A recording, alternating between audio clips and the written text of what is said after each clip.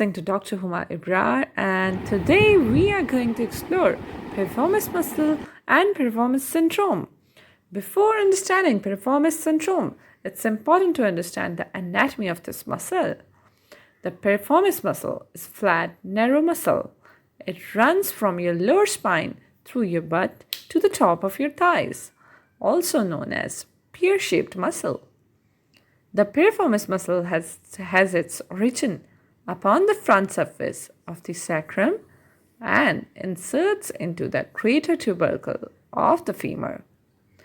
Depending upon the given position of the leg, it acts either as external rotator of the thigh or as abductor of the thigh.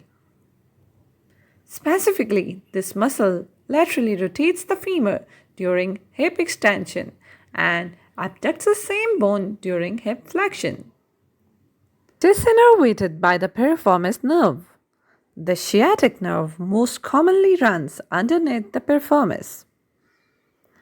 Synonyms that are used frequently for piriformis syndrome are the deep gluteal syndrome, extraspinal sciatica, and wallet neuritis. Piriformis syndrome causes pain or numbness in your hip or upper leg. It occurs when the piriformis muscle presses on the sciatic nerve. Piriformis syndrome occurs due to the sciatic nerve entrapment at the level of ischial tuberosity. One thing I want to clear here with all of you is that sciatica itself isn't a medical condition. It's a symptom of medical conditions that may be herniated disc, muscle spasm of piriformis, bone damage, or bony spur or nerve damage. So let's talk about who is most at risk for piriformis syndrome. Wider pelvis in women makes them more susceptible to piriformis syndrome. Occupation: individual with jobs requiring prolonged periods of sitting, such as office work, and truck drivers may be at increased risk of developing piriformis, especially if carrying a thick wallet in a pocket directly behind the piriformis muscle, prior hip surgery, or unusually vigorous exercise. So what are the clinical manifestations of this piriformis syndrome? That include buttock pain, numbness and tingling in the buttock, paresthesia, pain in the opposite sacroiliac joint, pain that radiates down one leg, pain when getting up from bed, increased pain after prolonged sitting, intolerance to sitting.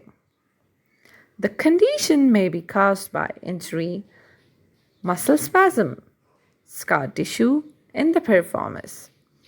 Most episodes go away in a few days or weeks with rest and simple treatments. If we talk about the diagnosis or how to figure out piriformis syndrome, in addition to manifestations, we have some tests for it. This test is also known as fear test: flexion, adduction, and internal rotation. Second one is seated piriformis test. The piriformis test can also be examined in a seated position on the chair with the back upright and feet resting on ground.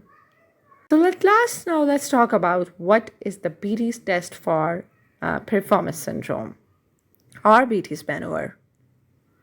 So it's an active test that involves elevation of flexed leg on painful side while the patient is laying on asymptomatic side.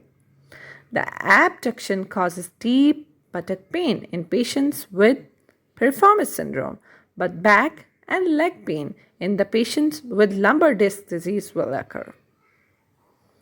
If you are wondering how to heal piriformis syndrome more quickly, a physical therapist can be extremely helpful in this process.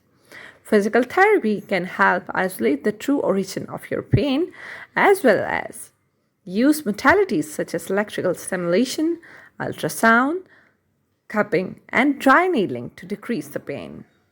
If you are interested for another video in any medical condition, kindly comment below. Remember me in your prayers.